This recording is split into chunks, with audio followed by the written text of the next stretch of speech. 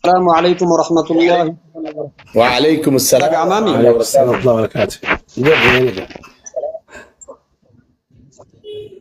duraan dursee kabajamtoota caalimoota baaba irraa eegalee warroota as keessa jiran obboleettii teenaa as dabalatee abbaa cidhaarraa Abu Yahyaa illee dabalatee dhiifama warroota maqaan danda'in illee dhiifama naa godha. Abbaa cidhaarraa kakaaseta nashiidaa jedhame malee nashiidaa hin taane maqaa nashiidaatii ol taree nuu dhiheessanii madaa islaamaa akka addunyaarra jiru akka islaamni hundi akka qaama tokko ta'ee nu mirkaneessan baga gammaddanii baga guyyaa akka geettanii jechuu barbaada. ألف مبروك يا ميكائيل، ألف مبروك عليك. Yaan Suudhaan qalamni keessan hundi akkanumatti ittiin fufaa jechuu barbaada.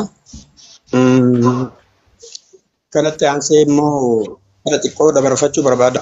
Baabaa keenya Abu Yahyaa Jeesara Rabbi ummeessannu haadhee. فيديو شوفت من سجلك كي تتاجر.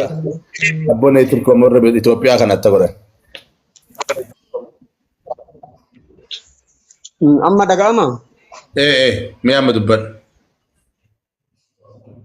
Inna Rabbi umrii isin nu haadheeressu nu turaa. Inshallah albamni kiyyallee xumuramee jira asumaanuu. ما شاء الله Muuxannoo مبروك. qabanirraa nu qoodanii albamni kiyyallee gara xumuraatti deemee jira. Guyyaa qofa itti qabuuf isin eeyna. Ammaaf eega jettan hojima ibsaan xumurin irraa eegalan irraa ka albama keessa jirurraa mataa takka lama isinii jedha. أيه. Yoo achii ol jedhe isin jalaa jechaafi. نفس. Qayyamaa mire. جد جد جد. تفضل. بسم الله الرحمن الرحيم. الله يا جليل نتاسس مؤمنك كسنتلو وك دنيا فاخرة سينفلو ما شاء الله.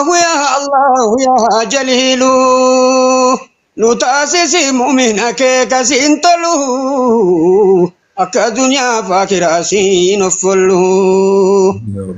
ربي قدها فدنين ودقهي وانجالا له تحت مريون تهي نسيم لنا مبران كجلو ما شاء الله. كسبوه كده إساهن دقيتا ودقاري قبرو تتيتي كنتا وني كان كيبلان نليها قيو ودقاري قبرو تتيتي كنتا Geeta guddaa akki martuu isaaf malu.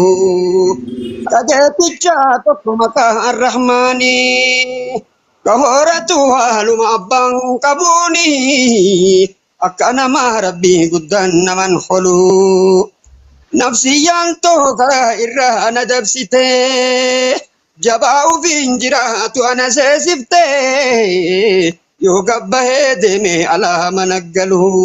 ما شاء الله. Sana baay'ee anuufumaa hin yaadanne si gabbaree siinti boruun qopheeffanne eega duniyaa dhumtuuf olii dutaalu uf dagataan akka kiyyaa jiran se'u rahmanni kee sunan alleeme haa gayu har'aa duniyaatti gaafa akiraa galu maasiyaateen na hundaanuu araaramii.